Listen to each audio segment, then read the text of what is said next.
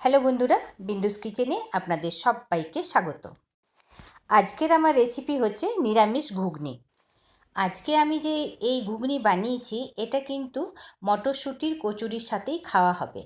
এই রকম আপনি দোকানেও পাবেন যে কচুরির সাথে যে সবজিটা দেয়, এই রকম মটর আলু দিয়ে সবজিটা বানায়। এইটা খেতে খুবই স্বাদিষ্ট হয়। রুটি, পরোটা, লুচি সবার সাথেই এটা খাওয়া যাবে। কচুরির সাথে তো খাওয়া যাবেই।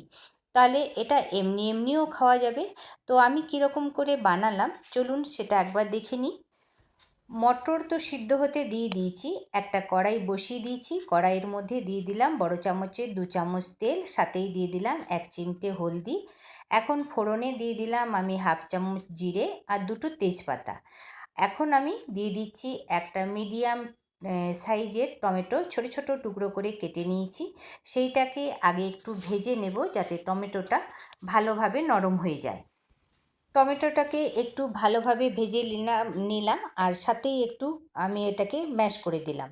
এখন দিয়ে দিলাম স্বাদ অনুসার নুন, সাথেই দিয়ে দিলাম হলদি। নুন হলুদ দিয়ে আবারও কিছুক্ষণ এটাকে কষিয়ে নেব। নুন হলুদের সাথে টমেটোটাকে কষিয়ে নেব, টমেটো নরম হয়েও যাবে। এইবারে এখন আমি দিয়ে দিচ্ছি এর মধ্যে আদা কাঁচা লঙ্কা বাটা। এটাকে আমি আগেই বেটে রেখেছিলাম। 1 চামচের মতো আদা কাঁচা লঙ্কা বাটা দিয়ে আবারও কিছুক্ষণ এটাকে কষিয়ে নিচ্ছি। আদা কাঁচা লঙ্কা খুব ভালোভাবে কষিয়ে নিলাম, 2 সেকেন্ডের মতো কষিয়ে নিলাম। এইবারে এর মধ্যে দিয়ে দিচ্ছি শুকনো মশলা, 1/2 চামচ ধনে গুঁড়ো আর 1/2 চামচ জিরে গুঁড়ো। ধনে জিরে দিয়ে আবারও এটাকে কিছুক্ষণ কষাবো। এই রেসিপিটা বানাতে সেরকম কোনো ঝঞ্ঝট নেই আর খেতেও কিন্তু দারুণ। এটা খেতে যত ভালো হয় আর তত সহজ হয় বানাতে। খুব ভালো করে দেখুন কষানো হয়ে গেছে, কালারটা তো দেখে বুঝতেই পাচ্ছেন। দরকার হলে একটু করে জল দিয়ে দিয়ে কষিয়ে নেব। আর ঝাল আমি কমই রেখেছি। এইদিকে দেখুন মটরটা সিদ্ধ হয়ে গেছে। একটা আলুর সাথে এটাকে সিদ্ধ করেছি, নুন হলুদ আর একটু হিং এইটা দিয়েই এটাকে সিদ্ধ করেছি। খুব ভালো করে সিদ্ধ হয়ে গেছে, মশলাটাও খুব ভালো করে কষানো হয়ে গেছে। আর দেখিয়ে দিচ্ছি দেখুন একদম গলেই গেছে, টিপি দিলে এটা গলেই যাচ্ছে মটরটা। এইবারে আগে আমি আলুটা দিয়ে দিচ্ছি এই মশলার মধ্যে। মশলার সাথে আলুটাকেও বেশ কিছুক্ষণ কষিয়ে নিলে ঘুগনির স্বাদটা কিন্তু আরও বেড়ে যাবে। তো কিছুক্ষণ এটাকে কষিয়ে নেব আর কষাতে কষাতেই একটু করে আলুটাকে ম্যাশ করে দেব। দেখুন এরকমভাবে আপনি চাইলে ছোট ছোট করে কেটেও দিতে পারেন, কিন্তু সিদ্ধ করে দিলে জিনিসটা তাড়াতাড়ি হয়ে যাবে। তো খুব ভালো করে কষিয়ে নিলাম। আমার এই রেসিপিটা আপনাদের যদি ভালো লাগে তো অবশ্যই একবার বানিয়ে দেখবেন। এটা নতুন কোনো রেসিপি নয়, আমরা সকলেই বানিয়ে থাকি, কিন্তু এক এক রকমভাবে আমাদের বানানোর পদ্ধতি, তো তাই একবার এরকম করে বানিয়ে দেখবেন। তো খুব ভালো করে দেখুন ম্যাশ করে নিলাম, খুব ভালো করে সমস্ত মশলাগুলোর সাথে আলুটাকে কষিয়ে নিলাম। এইবারে এর মধ্যে এখন আমি দিয়ে দিচ্ছি 1 চামচ গরম মশলা গুঁড়ো। গরম মশলা দিয়ে দিলাম, সাথে একটু জল দিয়ে দিলাম। ভালো করে এটাকে আবারও আমি খুব ভালো করে মিলিয়ে নিচ্ছি। সমস্ত মশলাগুলোকে একসাথে খুব ভালো করে মিলিয়ে নিচ্ছি। ঝাল আমি কাঁচা লঙ্কার ঝালটাই দিয়েছি, বেশি ঝাল দিইনি, কেননা বাচ্চারা খাবে। ঝালটা চাইলে আপনারা দিতে পারেন। এইবারে মটরটা দিয়ে দিলাম।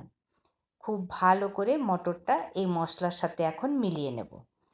এখন তো আমরা বাইরের কেনা জিনিস খেতেই বেশি অভ্যস্ত হয়ে গেছি, কেননা আমরা এইরকম কচুরির সাথে তরকারি বাইরের থেকে কিনেই খাই। যদি তা না চান একটু মেহনত করলেই কিন্তু ঘরে বানানো যায় আর খেতেও জিনিসটা ফ্রেশ হয়।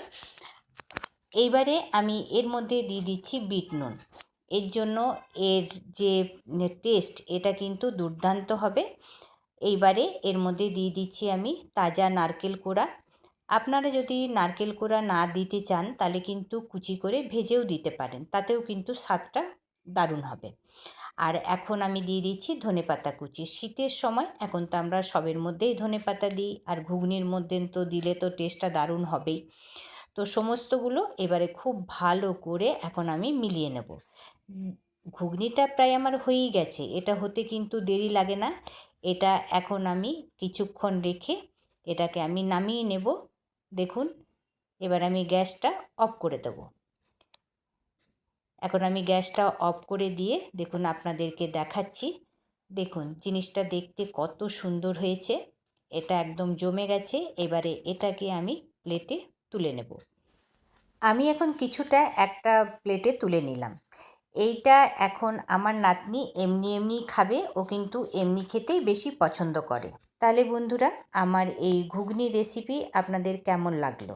আমার এই রেসিপিটা যদি আপনাদের ভালো লাগে তাহলে বিন্দুস কিচেনকে লাইক সাবস্ক্রাইব অবশ্যই করবেন, অনেক অনেক করে শেয়ার করবেন, অনেক অনেক করে কমেন্ট করবেন। ভালো থাকবেন, সুস্থ থাকবেন, আবার দেখা হবে।